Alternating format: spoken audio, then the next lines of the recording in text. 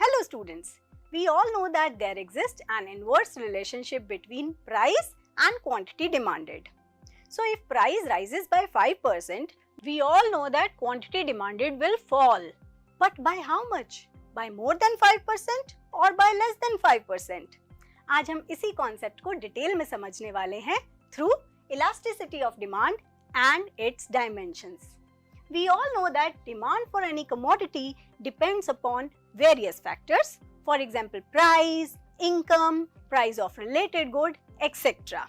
तो जब भी इन फैक्टर्स में चेंज आएगा, डिमांड भी चेंज होगी, पर कितनी? तो प्राइस या किसी और फैक्टर की वजह से जब डिमांड चेंज होती है, तो उसी को मेजर करने के लिए हम इलास्टिसिटी ऑफ डिमांड का यूज करते हैं। तो इलास्टिसिटी ऑफ डिमांड की क्या डेफिनेशन हो जाएगी?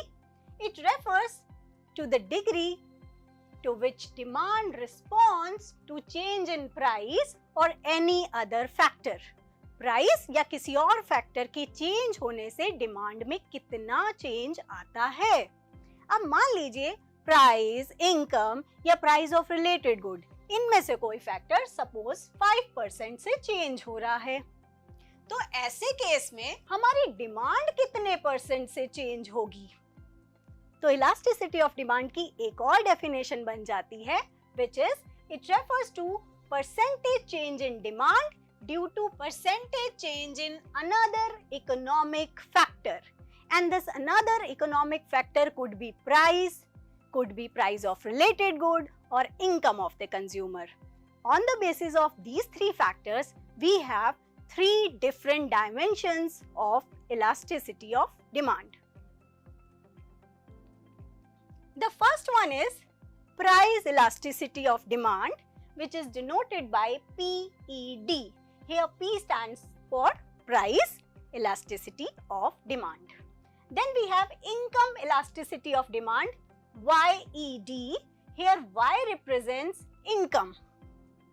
Cross elasticity of demand, XED, where X represents price of related good, and this could be a substitute good or a complementary good.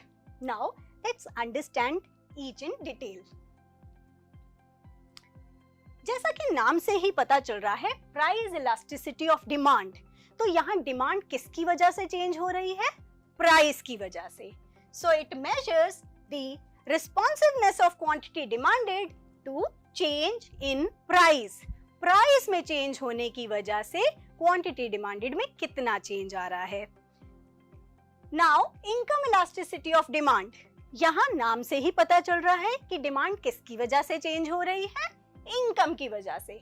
So it measures the responsiveness of quantity demanded to change in income. In the same manner, in case of cross elasticity of demand, it measures the responsiveness of quantity demanded of one good to change in the price of another good. किसी एक related good के price में change होने से दूसरे good की demand में कितना चेंज आता है, तो ये पता लगाती हैं 3 different types of price elasticity of demand. एक और फॉर्मूले की हेल्प से भी हम इसकी डेफिनेशन को कोट कर सकते हैं. For example, we can write price elasticity of demand as percentage change in quantity demanded by percentage change in price.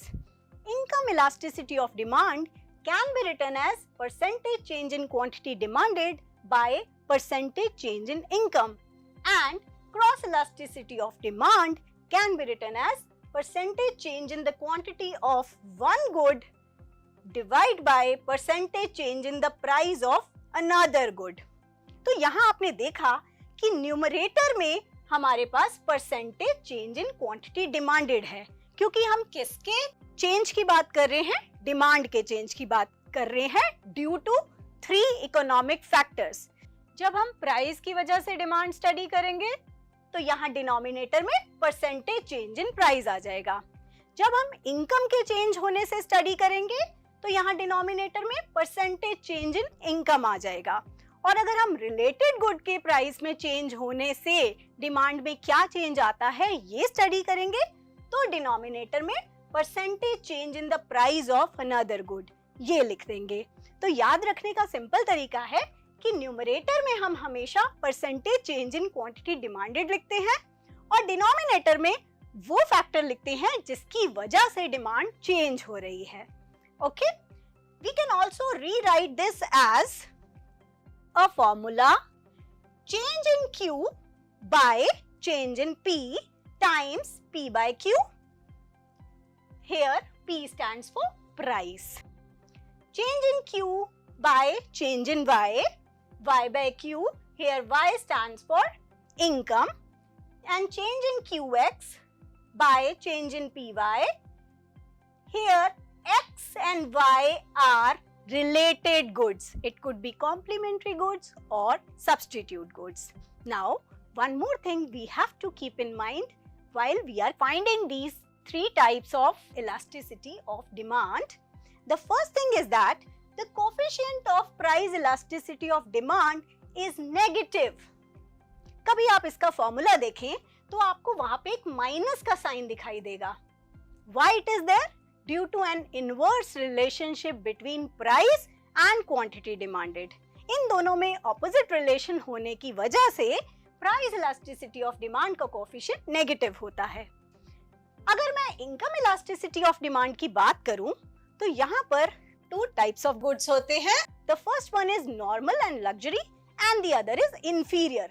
Normal और luxury good का income के साथ positive relation होता है. जब किसी कंज्यूमर की इनकम इंक्रीज होती है तो वो नॉर्मल गुड और लग्जरी गुड ज्यादा खरीदता है, तो उसका कोफिशिएंट पॉजिटिव होता है. लेकिन यही बात अगर मैं इंफीरियर गुड के लिए कहूँ, अगर किसी कंज्यूमर की इनकम इंक्रीज हो रही है तो उसकी इंफीरियर गुड की डिमांड डिक्रीज हो जाती है. So in that case coefficient is negative for the inferior goods.